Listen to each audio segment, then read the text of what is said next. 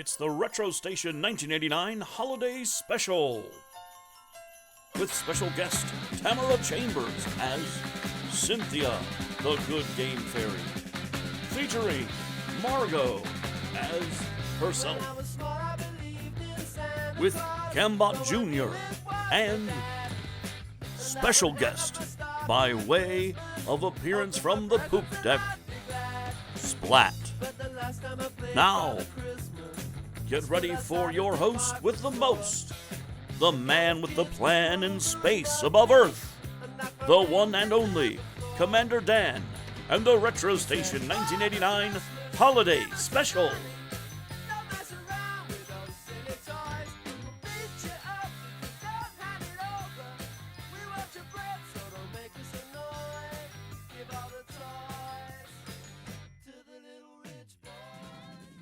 There we go, ready for Santa. I hope so. Let's lay out some sardines and Ovaltine. Santa loves snacks. Are you sure? I think so. I mean, we just decked the heck out of the walls and we found hollows of holly. So if that's not enough for Santa, then I didn't do nearly enough. Splat, I think we're forgetting the main thing. The one thing that really matters to Santa this time of year. Brotherhood and a sense of peace, love, and togetherness? No. Fruitcake! The RetroStation 1989 Holiday Special will be right back after these messages from our sponsors at... Long ago at Rose Petal Place, Orchid met Nastina, the evil spider. Dolls sold separately. Oh no, Orchid, it's Nastina. Wait till I tiptoe through your tulips, Rose Petal. Watch out, Nastina, the sky is falling. I won't fall for that. God, that'll keep her in her place. Rose Petal, Nastina, and Orchid dolls come with all you see here, each sold separately, new from Canada. Introducing the new Play-Doh Mop Top Hair Shop. Well, they're the mop tops, the Play-Doh mop tops. Just turn the chair. They grow Play-Doh hair. They're the mop tops, You can comb it, wave it, style it, or shave it. the Play-Doh mop tops. You can let it grow down to his toes. They're the mop tops, From the Play-Doh Mop Top. hair shop. The Play-Doh Mop Top Hair Shop, sold with everything you see here. New from Kenner. Here's Sit and Spin from Kenner. You can spin around, sit around, even carry it around. Let's go inside. You can spin some more, like before, most anywhere you put it down. Sit and Spin, the indoor-outdoor take-along spinning toy. Wow! You can spin like one, spin like two. How you spin is up to you. Sit and Spin, you put it together. From Kenner's Discovery Time. Okay, we're back. And you know what? I think that plan's gonna work, Margot. We're gonna wish Splat into a wonderful Christmas wonderland. I think, if you think about it in a certain way, Splat's like 1,000,000% video game related. I think it counts. Right, Margot? Commander, you have a personal comm from Planet X. Oh boy. Okay, let me take a look.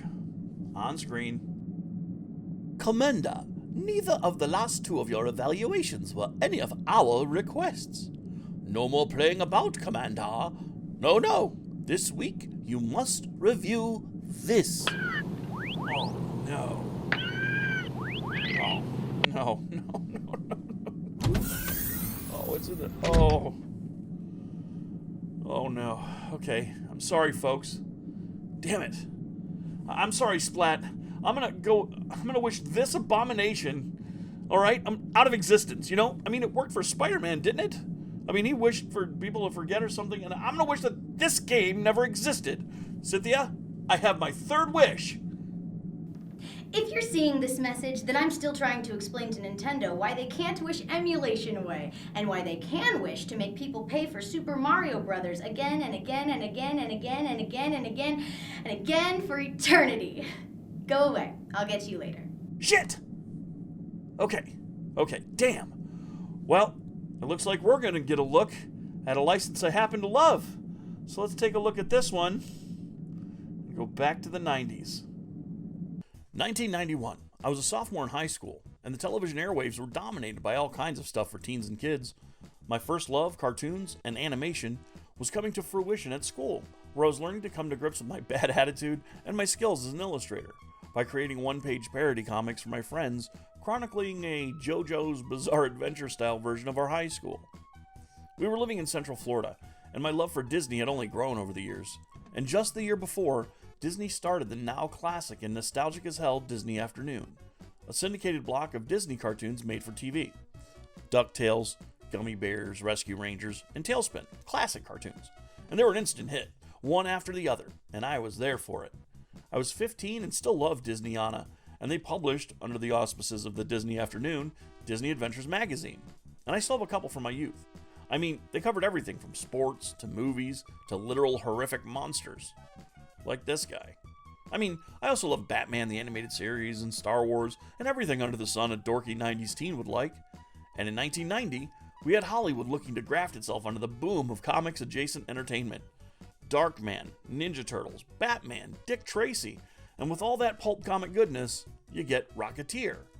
And then Disney Animation, inspired by an episode of DuckTales where Launchpad is a secret agent, and basically the pulp zeitgeist in the air at the time, created the license we're about to evaluate. Darkwing Duck! Except, this is a double-edged turd here, folks. See, this is Darkwing Duck for the TurboGrafx 16. We've never really talked about the Turbo before, and wow, this is kind of a Christmas miracle because that does directly relate to wishes I had as a kid that unfortunately didn't come true, but mainly because other dreams did in its place. But this game, this thing right here, oh my god. While I'm trying to my damnedest this holiday season to be a kinder person, not just for Christmas, but for all year round, this game eats. It sucks like a fat man eating lo mein in low lunar orbit without his spacesuit. So let's take a look at this license. Oh god, the TurboGrafx, and listen to a holiday tale from old Commander Dan. In 1989, we got our first Nintendo Entertainment System. And when we moved back to our home state of Michigan, we started seeing commercials for a new gaming system. Now, I'd heard rumors of the Sega Master System, and play a few games of Hang On and Black Belt at a neighbor's house. So while the Master System was significantly superior to the NES in terms of graphics and sound, I'd never seen anything at all like this. Look at that. This was just the pack-in game, Keith Courage and Alpha Zones. Now, it may not look like much these days, but this was action and graphics to rival what was happening in the arcades. I mean, as an arcade rat myself from the 80s, all I needed to see was this commercial, and then I saw, oh my gosh, Vigilante, playing on a television to know for sure that I wanted this new arcade wonderment on our television. 1989, Nintendo decided to throw a monkey wrench into my Christmas plans twofold. One, by announcing the Game Boy for that holiday season, and two, by making the price tag on the Game Boy about $150 less than the TurboGrafx 16. Also, as much as I lusted for the Turbo, the Game Boy offered 8-bit gaming in the palm of your hand, and I was a Nintendo loyalist, so while I asked, mostly knowing there was no way in Santa's left nut I was going to get one for a TurboGrafx 16, my pop and grandmother knew I really did want a Game Boy too. The cost difference made it no choice at all. So, no Turbo for Commander Dan, but a desire for one was kindled that very Christmas because my good friend Damien got one from his dad that year. And oh man, we spent a whole day playing Keith Courage, just staring at how amazing the graphics were. Honestly, I know they don't look like much now, but you have to imagine like an arcade machine in your house. And as the console wars began to heat up, NES becomes SNES, Master System becomes Genesis, the Turbo kind of faded into obscurity and I kind of forgot about it. Other than I really wished I'd had one as a kid. Flash forward, and Disney Animation releases a cartoon called Darkwing Duck. The story of Drake Mallard, trained in a monastery in Tibet and wanting to rid the world of crime as Darkwing Duck, alongside his daughter Gosalyn and his sidekick, Launchpad McQuack. Darkwing faced down villains like Negaduck, Bushroot, the Liquidator, and Megavolt, thinly veiled pastiches of pulp villains and Batman luminaries, including the Joker and the one and only Quackerjack, a toy maker driven insane because video games drove him out of the toy business. There were guys like Taurus Bulba, played by Tim Curry, and doing an amazing job, the organization Fowl, and more. The show was a tongue-in-cheek romp, basically hysterical fun, and fun to point out the different Romana Clef characters from pulp novels and comics as you're watching it.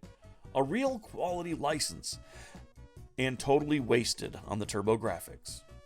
We're going to take a look and evaluate Darkwing Duck on the Turbo. And folks, you're not ready for how terrible this walking diarrhea in a sack is. Talk about the taco trots. This game, what the hell? Maybe there's some magic in this crappy hue card we've found. But it's not likely. Cambot, let's forge ahead. You got it, Commander. The RetroStation 1989 Holiday Special will be right back after these messages from our sponsors at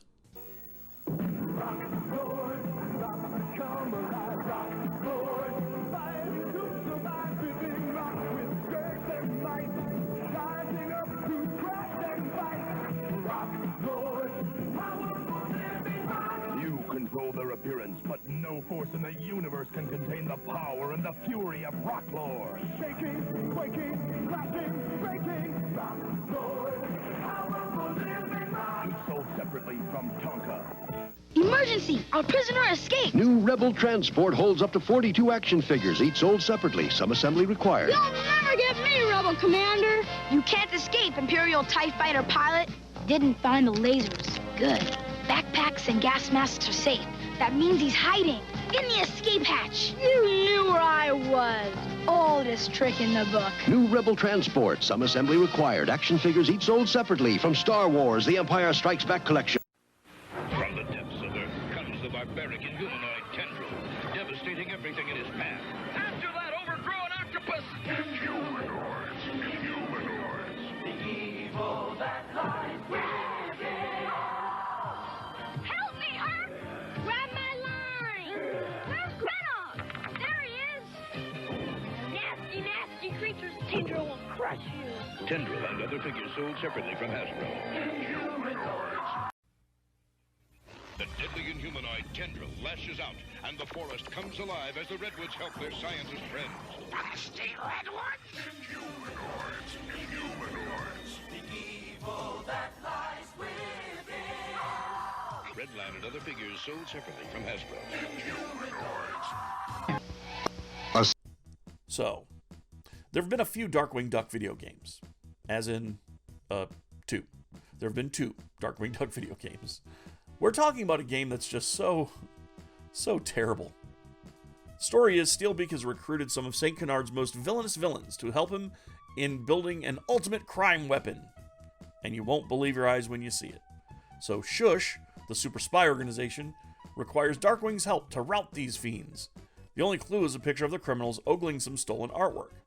So in a move reminiscent of Superman for the N64, the game has you gallivanting all over hell and creation to find puzzle pieces to finish the one and only clue the world's most extensive spy network managed to gather.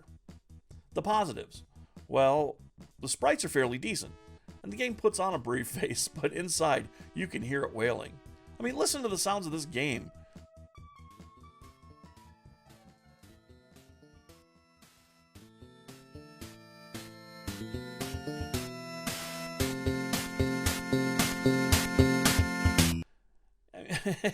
The thing is squealing for mercy from the start of Moliarty's level. The sprite work is great, and the parallax scrolling is very nice. And you can choose whatever level you want to start with. But that's like having a buffet made entirely of goat dicks. You're not going to want to start anywhere.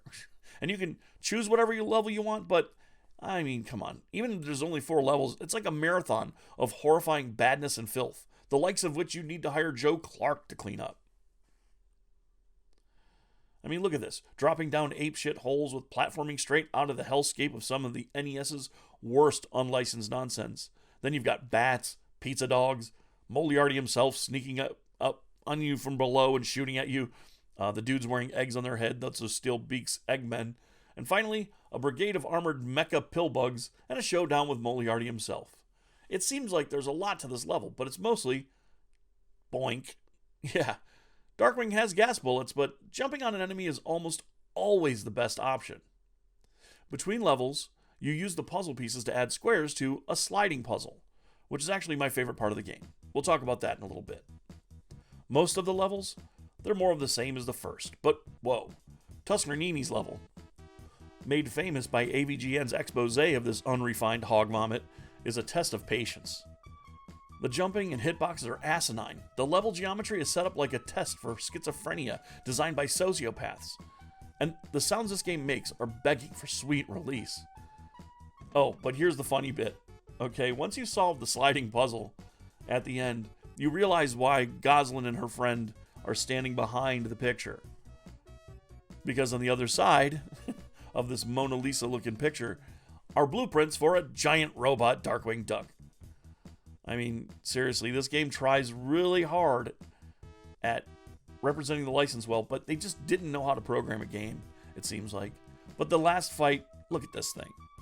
Impressive sprite size, but now here's, for example, Wrath of the Black Manta, and that's tiny. Same thing. Big giant sprite, but not really much to write home about. So let's see. The game is awful. It's terrible. And I was forced to evaluate it by my sponsors on Planet X. Actually, I was requested to give it an evaluation. I think that they were just as baffled as we all are when we played this game. And now one question remains, right? Only one question remains. Does it? No, it doesn't. No, not now, not ever. No way. Sorry. This is ridiculous to even ponder, to think about. This title deserves destruction. But I don't destroy games. I will put this in our deep freeze pod to be forgotten forever. Margot, please send this along with the evaluation to Planet X that we do not like this game. If there was ever a reason for them to maybe melt down our planet, I think it has to be that Darkwing Duck game. And let's get to work on that. Special surprise for our little buddy who's moved from the containment area into his new quarters. Because you know what? Splat, you are our buddy, and you deserve better. Affirmative, Commander. Excellent. And folks, as this holiday winds down and we wrap up a full year of License to Play, get ready for a new Christmas treat like none other. And don't forget to drink your nog, hot chocolate, eat your treats, open your presents, and what's more, and more than anything else, well, you'll hear it in the last bit. We'll see you in a second, right after these messages. The RetroStation 1989 Holiday Special will be right back after these messages from our sponsors at... You are looking at the perfect Christmas present. An amazing product of advanced technology that you could never, ever give at Christmas before. The incredible new Spectra system from Polaroid. We take your pictures seriously. Pizza Hut, pizza to go. Pizza Hut, pizza to go. Pizza Hut, pizza to go. Pizza Hut Pan Pizza is a special way to warm the busy holiday season. So call ahead and we'll have it fresh, hot, and ready to go. Pizza Hut, pizza to go.